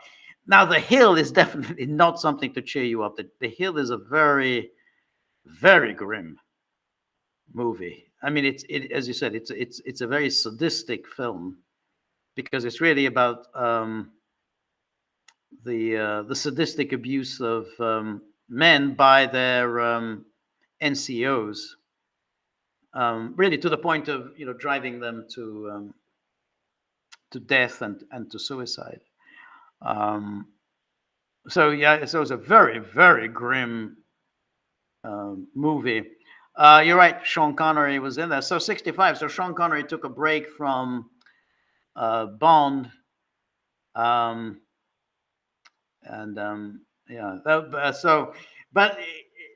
it's as a film, I mean, it's very well worth watching. It's in black and white and very very grim, but it's relentless, as some of Sidney Lumet's films are kind of relentless. I mean, there's no kind of humor, relaxation. I mean, you're in this sadistic torture through every moment of the film.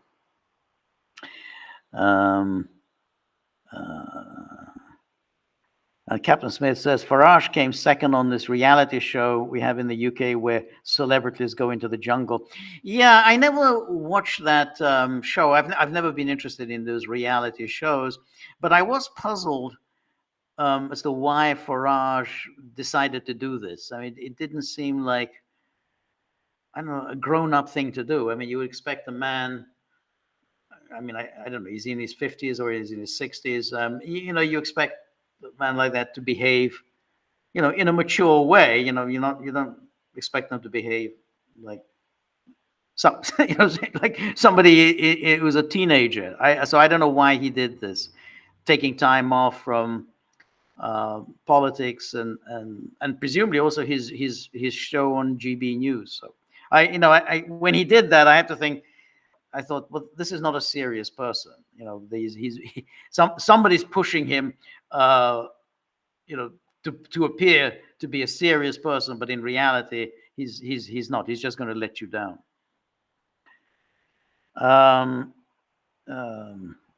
So it's kind of okay. Richard Phillips says UK is the first past the post-election system. Party system lock-in almost. UKIP got 4 million votes, no seats. Yeah, no, you're absolutely right. That's the thing about the British system. I mean, you occasionally get a third party who makes some gains, but cannot really break that lock. I mean, you've had the Social Democrats and Liberals. So you had the Liberals or the third party, then they merged with the Social Democrats in the 1980s and 90s. But basically, they were little more than a kind of junior coalition partner. So it's very hard to break that two-party system. You can have odd by-elections and odd things happening in certain constituencies. I mean, with Galloway is a good example. Galloway goes to constituencies which have a strong Muslim presence. And then he runs he stands, he runs an American, he stands on issues, particularly Israel, Palestine, anti-Muslim discrimination, and that works well for him. But it works. Takfiri Hunter, what's your take on Professor Mearsheimer's view about world politics? I mean, I'm generally in sympathy with a realist view. By and large, I'm sympathetic with Mearsheimer's position. I wasn't happy with his performance in that debate where he and Stephen Walt were up against Radek Sikorski and Michael McFaul. I thought that was a very poor performance by Mearsheimer. Somebody who was a university professor at Chicago. He has a huge reputation. And he kind of threw the debate. Because, he declared right at the outset of the debate, well, great powers often do stupid things. They often exaggerate the threats to their standing and overreact. And when he said that, he lost the debate. I mean, it was ridiculous because he admitted there that Russia had acted stupidly. Now, we can argue about whether the Russia did or didn't. My own feeling is that, Russia had every justification for doing what it did in 2022. How it went about it is a different matter. Whether that was the best way of doing it, that's a different issue. But it seemed very strange for Mearsheimer, who is this realist, essentially to throw the debate. And of course, that debate was won overwhelmingly by Sikorski and Michael McFaul, and it was just disgusting. I mean, here are these two major academic figures, supposedly, proponents of the realist school of foreign policy. You expect them to win the bloody debate. I mean, Walt and Mearsheimer, they wrote that book, the famous book, The Israel Lobby. You think, well, they're going to win this debate. I mean, they've got Radek Sikorski and Michael McFaul just win the goddamn debate, and they lost it. And so I was very very disappointed by that. I mean, you can see that was about a couple of years ago, and we actually did a Gaggle podcast on that debate.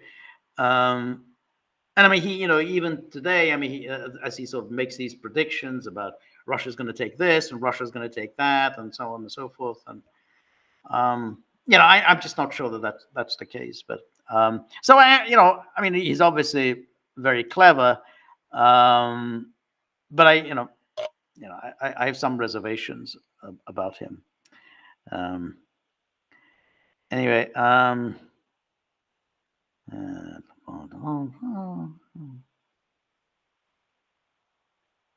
Okay.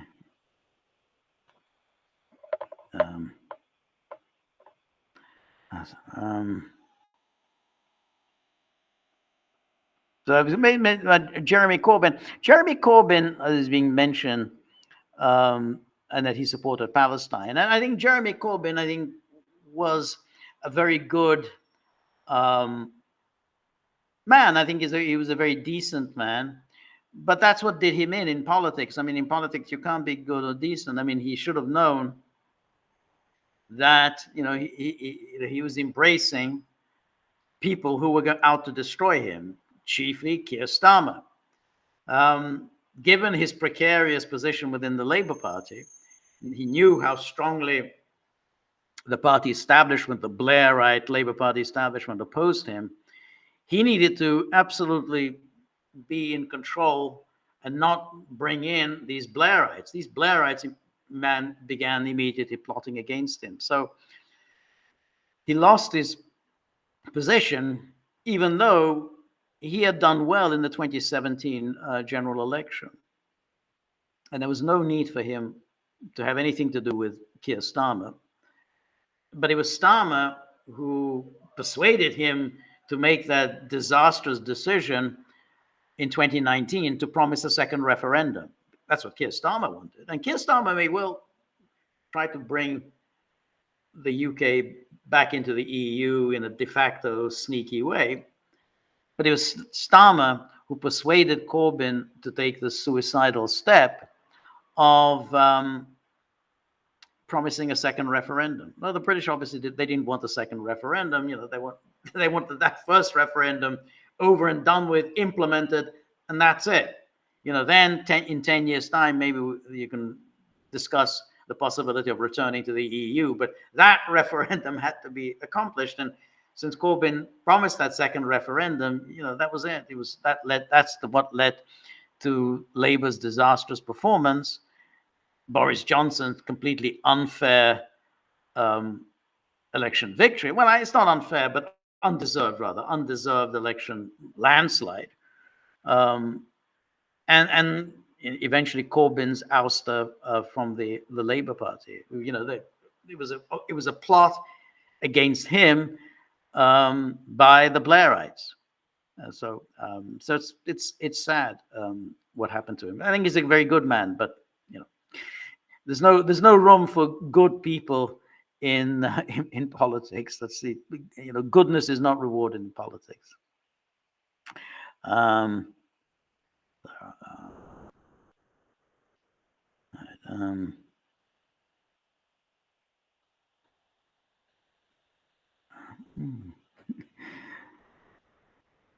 Anyway, Jonathan says, apropos of Germany,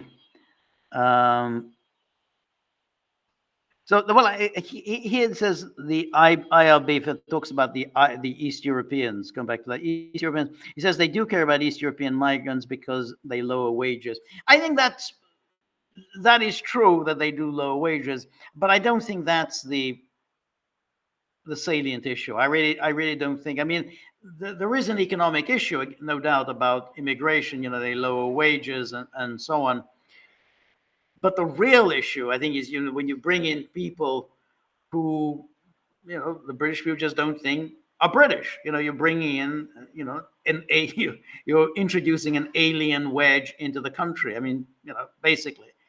I mean, talking about economics is a safe way of discussing the immigration issue because it's a reasonable point to say immigrants lower wages, and that's you can make that argument, and I think it's an absolutely valid and correct argument. But the real reason, of course, why people object to immigration is that you're bringing aliens into the country, and they don't want that. They don't want an alien wedge. They kind of want, their country to remain roughly what it was when they were born, and roughly what it was when their parents were born. And then suddenly, when you bring in, people that are not seen as British or as French or as whatever, then that's what causes distress. So I don't think it's really so much. I mean, the lowering of wages, which is undoubtedly the case. It's just that, if you talk about wages, that's safe. It's a safe topic. No one's going to call you a racist if you're just going to limit the conversation to lowering of wages. But ultimately, the anti-immigrant feeling is in some ways driven by, hey, we don't want an alien presence among us, and so but Farage, didn't want to go down that path. He didn't want to, he didn't want what happened to him, what happened to Enoch Powell, even though Enoch Powell became, he became a much beloved figure, which of course happens to you in politics when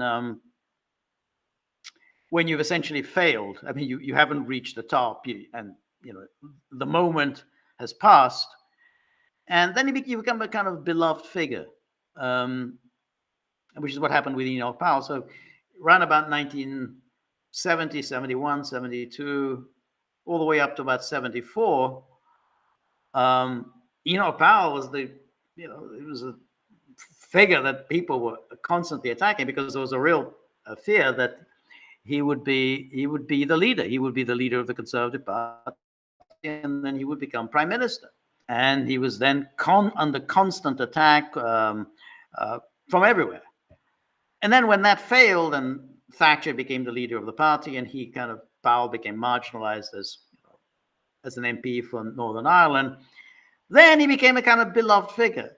He'd be on TV shows, quiz shows. Well, I don't know, like quiz shows, but more like panel discussions, discussions about the Bible, discussions about Greek literature. He had a few, quirky ideas about things. For instance, Shakespeare, he was one of the people who called into question Shakespeare's authorship. So, lots of interesting ideas. But no longer the terrifying figure that he once seemed. So not unlike what happened to Tony Benn. Tony Benn was also a terrifying figure at the time when people thought there was a good chance that he would become prime minister. Then, when that didn't pan out, he becomes a beloved figure. But anyway, I mean, Farage did not want to go down this path and wanted to limit it to hey, let's talk about East Europeans. No one's going to call me a racist if I'm complaining about Bulgarians. Anyway, Jonathan says, to further emphasize my point, in the Saxony polls, CDU, SPD, Greens don't have majority support, and FDP don't even make the cut. The only other parties are Die Linke and BSW. Well, that's that's interesting. I mean, but as I say, even if you got to the point that the AFD gets to, I don't know, 48, 49%, and you got all the others that don't have enough votes, and then again the Die Linke and the Sarah Wagenknecht's party, then obviously never going to join up with the AFD.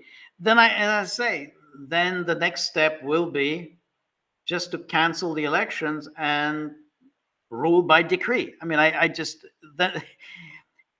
Germany is not going to allow the AFD to take power. At least not for the foreseeable future. I don't know, maybe 10 years time, 20 years, 25 years time, maybe that's going to change. But at the moment, the AFD is seen as the Nazi party, and the German political establishment is convinced we have to keep the Nazis out of power. Anything is justifiable in the quest to keep the Nazis out of power. So they're just, even if the numbers favor the AFD, I still think they're going to allow them to take power because, hey, that's Hitler. We can't allow, that's what happened with Hitler. With Hindenburg appointed Hitler as chancellor. We can't do that. We can, the same. Well, Hitler's was the largest party, so Hindenburg made him. We can't allow that to happen. We're not going to be Hindenburg applying Hitler. Now, of course, the AFD is not Hitler. This has nothing to do with Germany in 1933, but that's the way the Germans think. So, whatever the numbers, they're not going to allow the AFD to take power. Okay, Captain Smith disagrees slightly, George. The influx of immigrants from Eastern Europe was a motivator for people to vote for Brexit. No, I don't think so. I think what motivated Brexit was Angela Merkel's opening the door to basically third world immigrants. I mean, that was the thing, but that was 2015 when she said, yeah, come on over. And then you had this mass of migrants. Those weren't East Europeans. Those were people coming from Africa, Asia, and people just suddenly saw these huge black men on their way to Europe, and therefore they're going to end up in Great Britain. So I think that was it. It was Angela Merkel's throwing the door open to migrants that caused the problems. It really wasn't the East Europeans.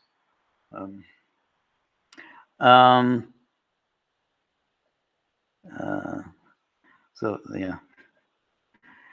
Anyway, Charles Messina says, George, is it true Professor Sachs is the butcher of Bolivia? Was Professor Sachs an economic hitman? That's what he was. That was his early rise to fame. People suddenly heard of him. This Jeffrey Sachs, the master of privatization, which of course all impoverished all of the countries that it was tried on. His transformation is very interesting, and it's kind of it's fascinating why he suddenly abandoned all those ideas that he had back in the 90s.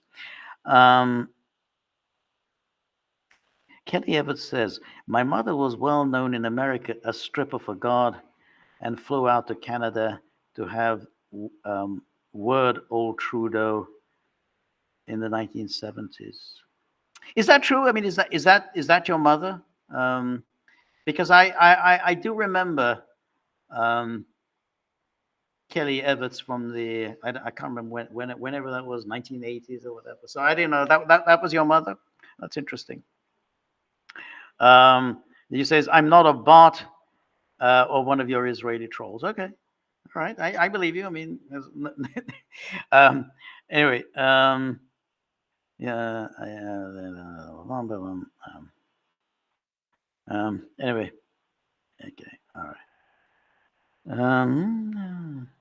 All right, so that's Mary Grossman says that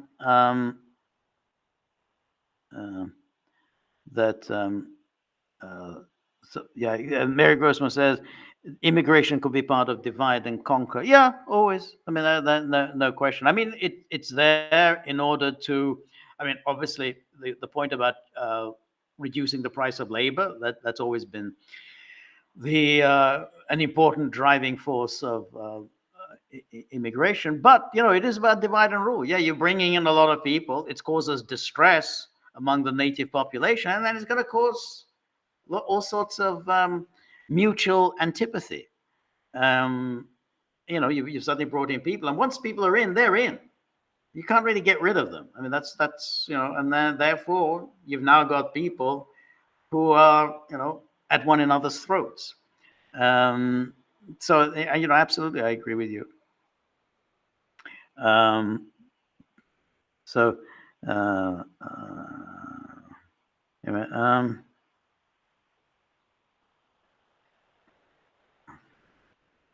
Okay, so let's see, are there any other points? No, I think have I answered, all question.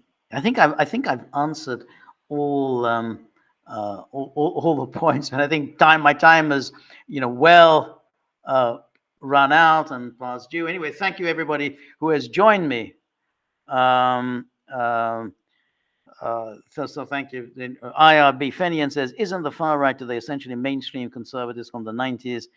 And doesn't that say that it's just as redundant? Yeah, I mean, I think that is, it is clearly a reaction against what's been going on for the past 30 years. I wouldn't say it was exactly the same as the mainstream conservative, but it's a reaction for what has been going on. But the problem is, I think that we'll talk about it next time, obviously. It's a mixed bag. A lot of things are lumped together and says far right, far right, far right, but they're very different, and they're very different agendas. I mean, like they call it Milei in Argentina far right, they call Orban far right, they call Meloni far right. They're just very different. I mean, in fact, they have almost nothing in common. But it's a catchphrase for the media. So hey, we can demonize all these people. I mean, they probably bung in Benjamin Netanyahu. Oh yeah, he's far right too. I mean, it's so the term becomes eventually meaningless. But we'll talk about this next time. Thank you everybody for joining me. Thank you for all the fascinating questions and comments. And we will be back on Thursday. Somebody says, George, put your glasses on. It's not a question of glasses. You have no idea how tiny these letters are. I mean, who the hell can see letters that tiny?